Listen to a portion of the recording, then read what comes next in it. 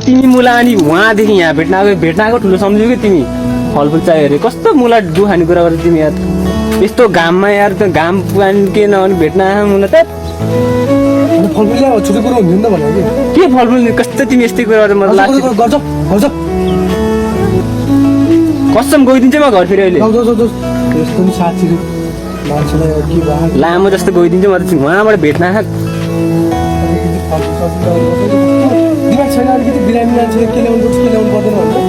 थेत लामो यस्तो थर्काउँछ भने म कस्तोमा घर गइदिउँ म जाउ त उठ्ने बाटो यही हो कहिले नै आउन मा कहिले नै आउन कसम भन्दै म कहिले नै आउन त्यति बसिरहन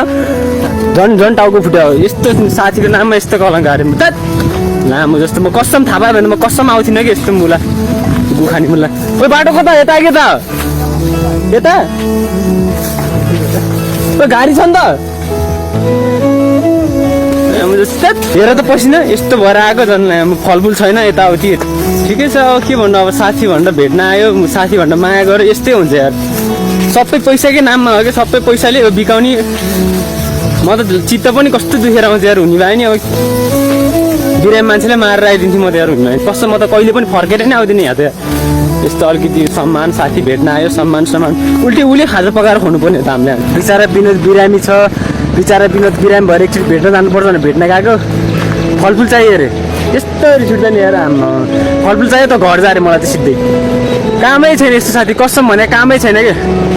कसम